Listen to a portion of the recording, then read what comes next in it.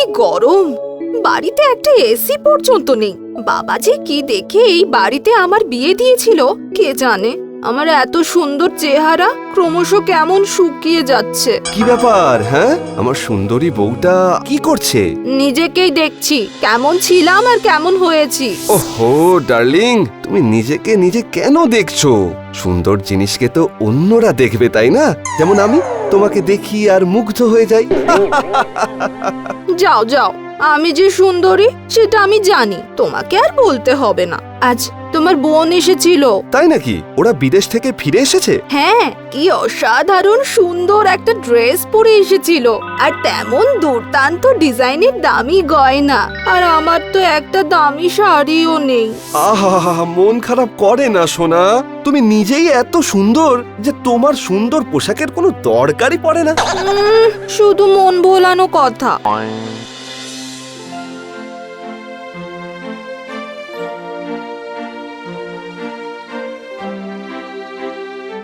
আজ ডিনারে কি রান্না হয়েছে শুনি? কি আবার হবে, ইলিশ মাছের ঝোল আর ভাত। ওয়াও, দারুণ মেনু। সর্ষে দিয়ে ইলিশ মাছটা তুমি যা রাঁধো না, আঙুল শুদ্ধ চেটে খেতে ইচ্ছে করে।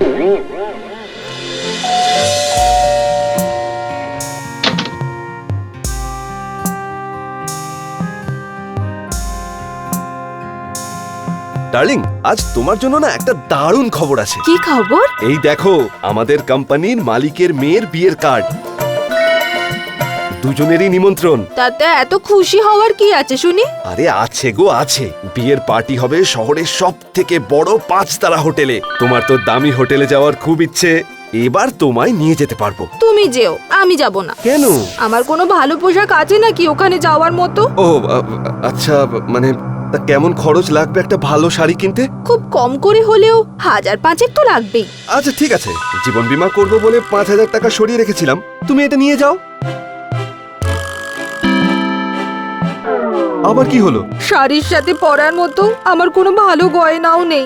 আমার কোথাও যাওয়ার দরকার নেই। তুমি এক কাজ করো না, আমার বোনের কাছে তো নানা রকম গয়না আছে, তার থেকে একটা না হয় ধার করে নিয়ে এসো। ঠিক তো, এটা তো মাথায় আসেনি। আসলে আমার নতুন শাড়িটার সাথে আমার গয়নাগুলো ম্যাচ করছে না, তাই ভাবলাম। আরে তাতে কি হয়েছে, ভালোই করেছো। এই বাহানায় আরেকবার দেখা হয়ে গেল। দাঁড়াও, আমার কাছে যা আছে আমি নিয়ে আসছি, তুমি বেছে নাও।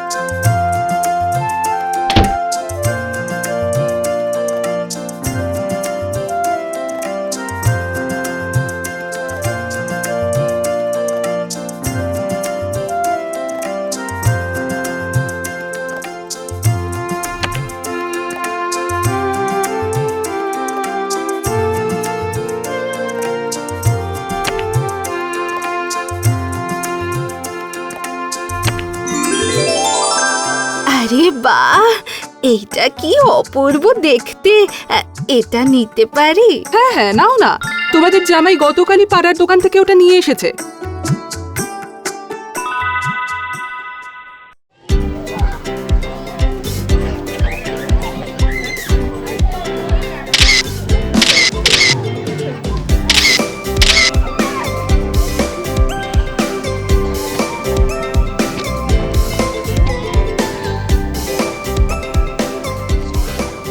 আরে এসো এসো Subal, welcome. Good evening sir, আমার স্ত্রী রজনী।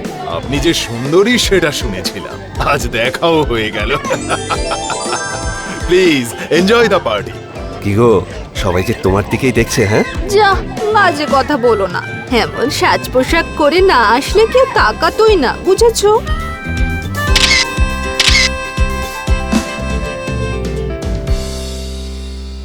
আজকে সন্ধেটা বেশ ভালোই কাটলো, বলো?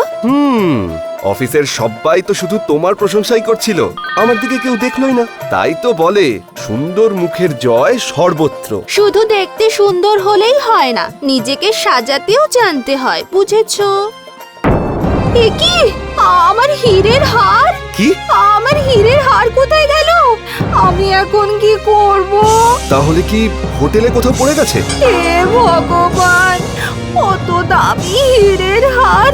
তোমার বোন পরশুদিন আবার বিদেশে চলে যাবে, একদিনের মধ্যে কিভাবে ফেরত দেব?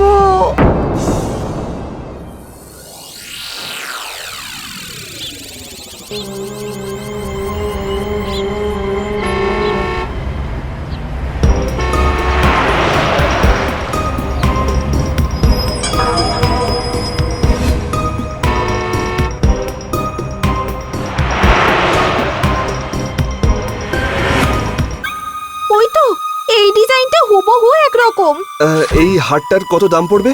এটা একদম latest design sir, diamond necklace, মাত্র 25 লক্ষ টাকা। আপনি দয়া করে আগামীকাল অবধি এটা বিক্রি করবেন না, আমরা ওটা কিনবো।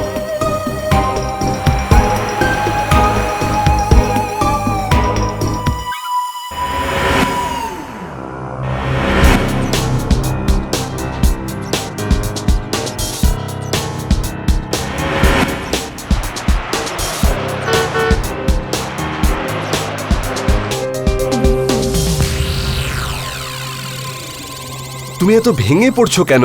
সুনিতার হার তো আমরা ফেরত দিয়ে দিয়েছি। কিন্তু তার জন্য যে বাজারে এত লক্ষ টাকা ধার হয়ে গেল, এত টাকা শোধ করতে তো আমাদের সারা জীবন লেগে যাবে। এত ভেবো না ডার্লিং, তোমার সুন্দর মুখটা বেজার দেখতে একদম ভালো লাগে না। আমরা ঠিক এই বিপদ থেকে উদ্ধার হয়ে যাব। আমি আরো বেশি কাজ করব, আরো রোজগার করব, সব ঠিক হয়ে যাবে। হতেই হবে, আমিও চেষ্টা করব কিছু রোজগার করতে। সুবল ও রজনী ধার শোধ করার জন্য প্রচুর পরিশ্রম করতে লাগলো। সুবল নিজের কোম্পানি ছাড়াও অন্য জায়গায় পার্ট টাইম কাজ শুরু করলো। তাদের আগের বাড়ি ছেড়ে আরো ছোট বাড়িতে থাকতে লাগলো। রজনী এক জায়গায় বাগান তৈরির কাজ জোগাড় করলো। এখন রজনীর সুন্দর চেহারায় চিন্তা আর দুঃখের ছাপ স্পষ্ট। কেটে গেল 10টা বছর। যাক বাবা, আমাদের দেনাগুলো সব তাহলে শোধ করা গেল। বলো, এবারে তুমি গার্ডেনিং এর কাজটা ছেড়ে দাও, বুঝলে? তোমার চেহারা খুব খারাপ হয়ে যাচ্ছে। হ্যাঁ, আমার চেহারায় বয়সের ছাপ পড়ে গেছে, রেশমি চুল হয়ে গেছে খসখসে। পুরনো কেউ এখন আর আমাকে দেখলে চিনতেও পারবে না। অমন করে বলো না, কিছুদিন বিশ্রাম নিলেই আমার বউ আবার আগের মতোই সুন্দরী হয়ে উঠবে। হ্যাঁ, শুধু আমার লোভের জন্য আমাদের জীবন থেকে 10টা বছর হারিয়ে গেল। এর জন্য দায়ী কেবল আমি। এই কি অবস্থা হয়েছে তোমার? অত সুন্দর চেহারার এই অবস্থা কি করে হলো? বিদেশে ছিলাম বলে আমরা তো কিছুই টের পাইনি। তখন লজ্জায় ভয়ে বলতে পারিনি, তবে এখন তোমাকে বলাই যায়। এই সব কিছুর পিছনে আছে তোমার থেকে ধার নেওয়া সেই হীরের নেকলেস। হীরের নেকলেস মানে? এ কি? আমার হীরের হার? কি? আমার হীরের হার কোথায় গেল?